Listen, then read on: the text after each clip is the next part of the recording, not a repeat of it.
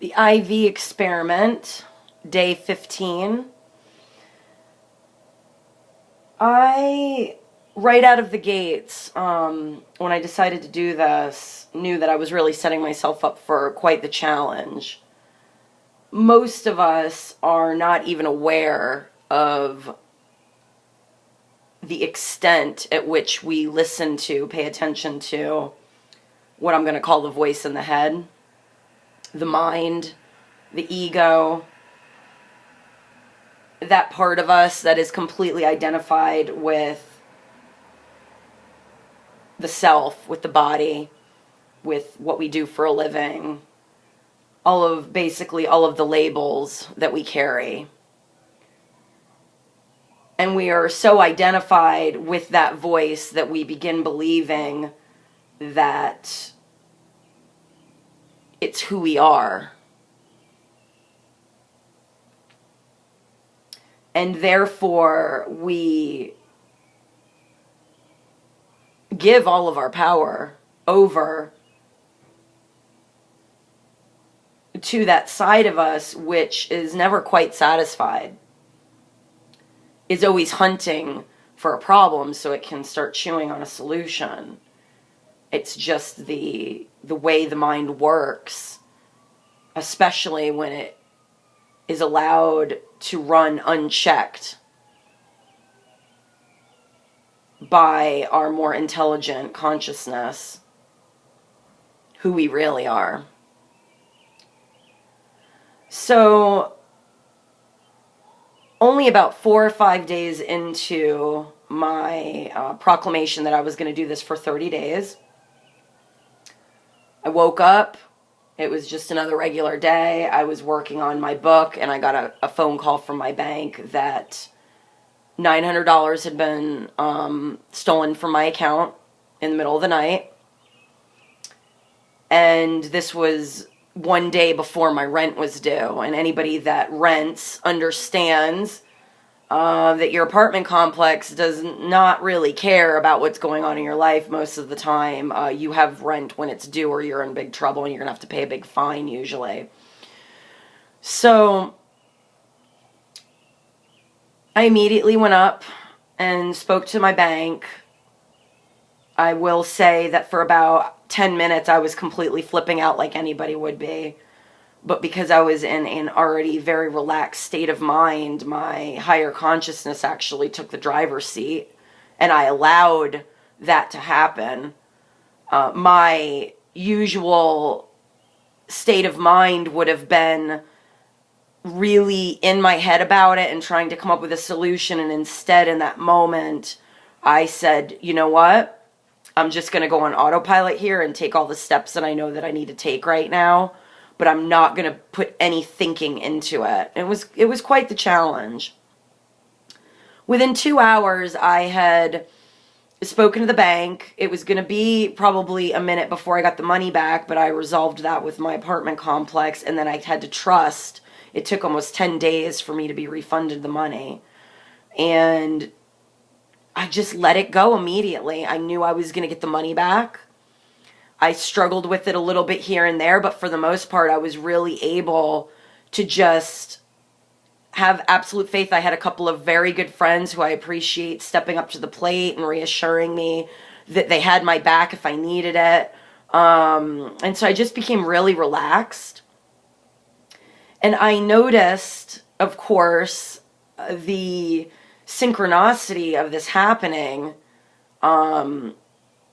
while I was in the midst of doing this experiment with myself, because the number one thing that I was looking to escape through this experiment to give myself a vacation from the mental thoughts is mostly directed and based upon a feeling of not enough money, lack.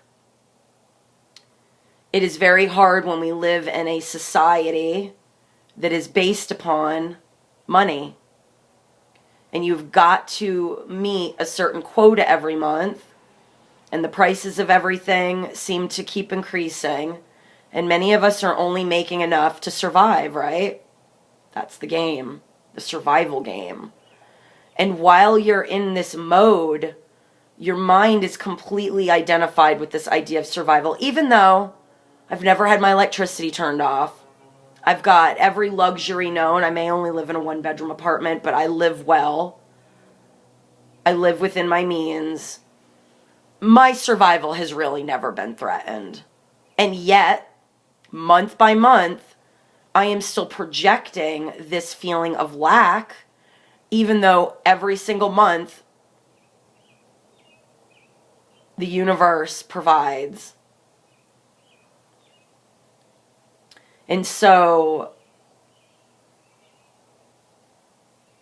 I got shown very quickly how even when all of my money was taken from me, and I stayed in a really clear mental place, everything got taken care of.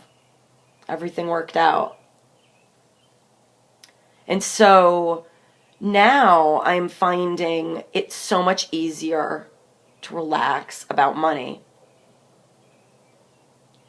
So I had to face this challenge and face pretty much my biggest fear, which is, I had like negative 83 cents in my account with no credit cards, no real backup plan.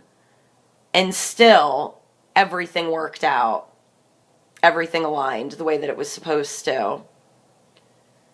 And now this mind chatter in reference to money is completely gone. So I just really wanted to share that tonight, and this led me to another revelation.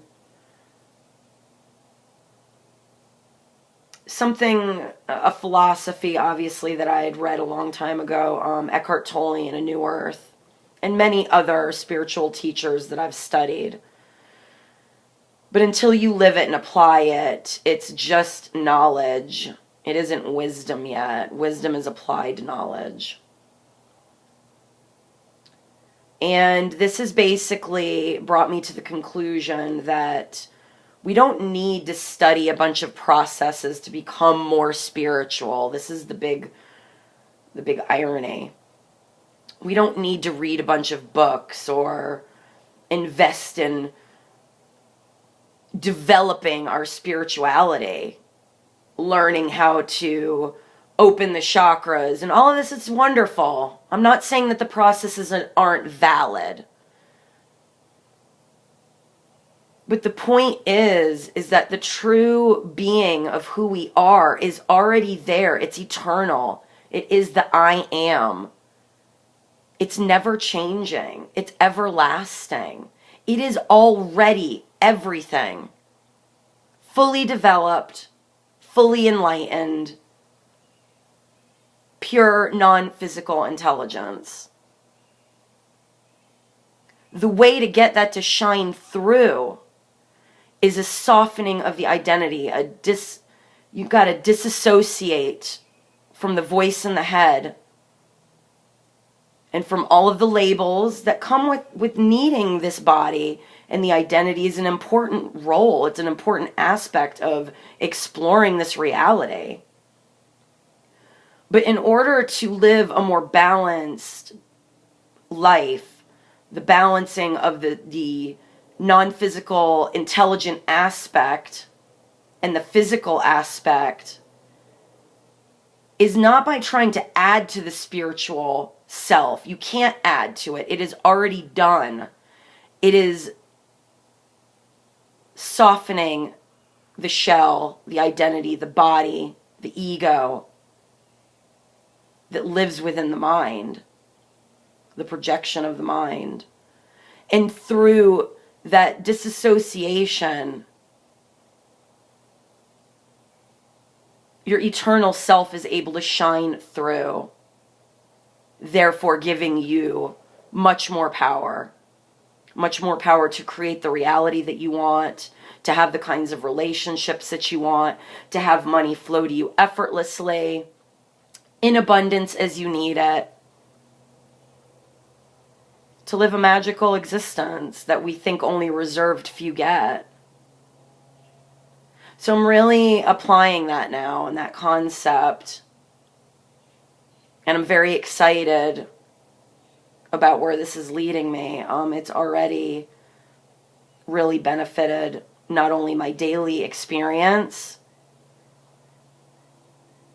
just a sense of peace, a sense of withdrawing from all of the chaos, noticing when my mind starts running away with an idea or a thought. If that thought is not making me feel good, I immediately unplug from it. This has left more room and space for my writing. I was doing just as much writing before, but it didn't feel as good as it does now. Nothing really did. Everything is more joyful suddenly. Having a simple meal with my daughter, watching a movie, because in that moment I'm present and I am enjoying what that moment is offering me without the future projections and the past contemplations. So I'll be checking in again soon. That's it for tonight. Namaste.